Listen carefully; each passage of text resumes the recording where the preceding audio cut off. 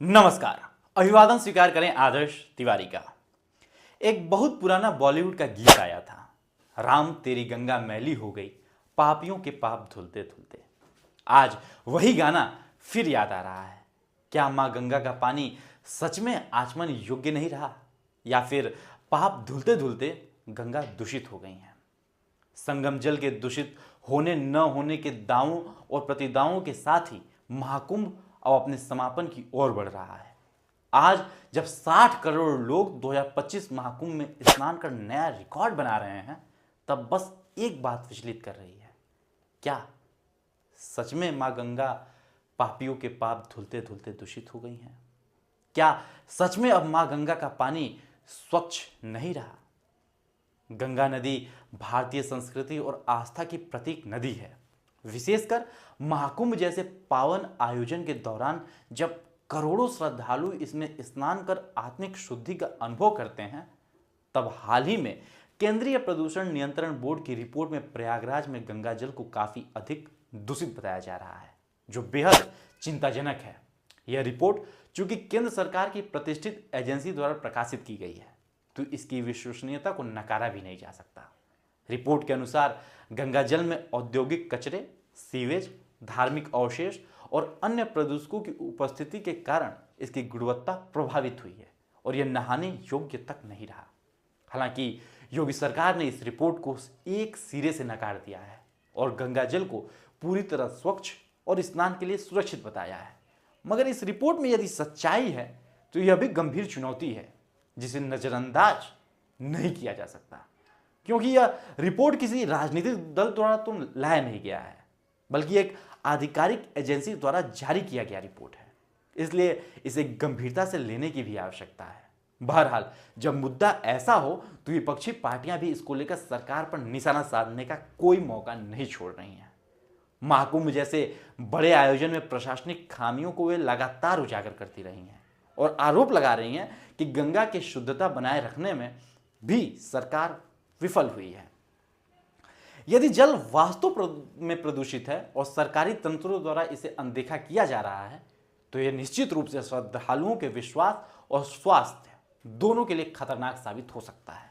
हालांकि वैज्ञानिक पद्धतियों और परीक्षणों पर हमेशा आंख मूंद कर विश्वास भी नहीं कर लेना चाहिए, बल्कि संदेह उत्पन्न होने पर और भी कठोर मानकों को अपनाते हुए फिर से परीक्षण करना चाहिए।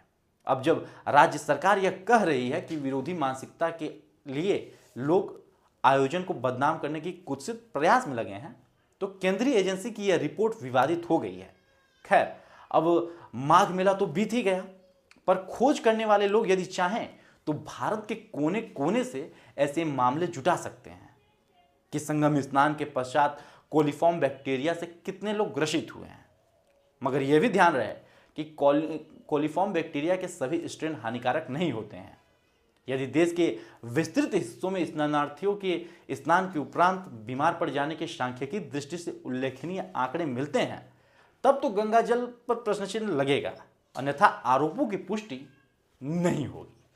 बहरहाल, केंद्रीय प्रदूषण नियंत्रण बोर्ड की रिपोर्ट को एक अन्य रिपोर्ट से चुनौती भी दी जा रही है और बताया जा रहा है कि गंगा जल पीने के लिए योग्य है। अब इसलिए जरूरी है कि सच सामने आए। महाकुंभ में गंगा जल की पवित्रता बनाए रखने के लिए सरकार को औद्योगिक कचरे और सीवेज के शोधन की व्यवस्था को और सख्त करना होगा, ताकि बिना उपचारित जल गंगा में प्रभावित न हो सके।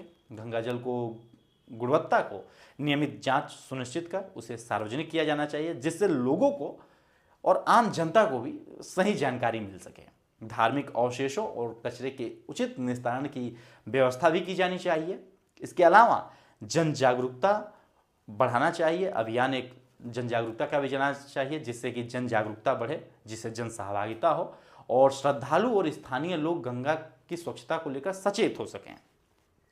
प्रशासन की घाटों और नदी किनारे विशेष सफाई अभियान चलाकर गंगा को स्वच्छ बनाए रखने के लिए अतिरिक्त प्रयास किए जाने चाहिए, क्योंकि सभी को यह समझना होगा कि गंगा केवल एक नदी नहीं है, बल्कि भारतीय संस्कृति की एक आत्मा है, जिसे सभी को जागृत करके रखना है। इसकी पवित्रता को बनाए रखना सरकार और जनता दोनों की जिम्मेदारी है और दोनों की जवाबदेही भी बनती है। वैसे इन सभी आरोपों और प्रत्यारोपों से ऊपर उठकर अगर देखा जाए तो सत्य, सनातन और हिंदू शक्ति को महाकुंभ ने समूचे विश्व के सामने रख दिया है। हालांकि अमावस्या के स्नान ने एक धब्बा जरूर लगा दिया, जिसमें चूक हुई, क्योंकि तनिक और मुस्तैदी हो और सजगता हो जाती तो उस दुर्घटना को भी टाला जा सकता था। फिर भी नहाने वाले लोगों की संख्या 60 करोड़ से अधिक होना एक ऐसा रिकॉर्ड है जिसका शायद ही अनुमान किया गया था। और संतुलन मीडिया नेटवर्क की रिसर्च टीम द्वारा गहरी जांच, विभिन्न आंकड़ों का विश्लेषण करते हुए वर्तमान में सूबे की सरकार यानी योगी सरकार को इस महाकुंभ के आयोजन में 70% सफल मान रही है। यह तो हो गई गंगाजल और प्रशासन की बात। अब जिनके विचारों और मन में गंदगी भरा है उनका क्या होगा? आज जब करोड़ों लोग स्नान कर रहे थे, तब कुछ ऐसे असामाजिक लोग जो नग्न महिलाओं के आपत्तिजनक वीडियो और फोटो बनाकर वायरल करने और बेचने में लगे थे, उनका पाप कैसे धुलेगा? बहरहाल सरकार उनकी धुलाई करे, ऐसी उम्मीद करते हैं। इसी के साथ हमें दीजिए इजाजत। यदि इस वीडियो को आप YouTube पे देख रहे हैं तो चैनल को भी सब्सक्राइब करें, और Facebook पे देख रहे हैं तो पेज को तुरंत फॉलो करें। धन्यवाद।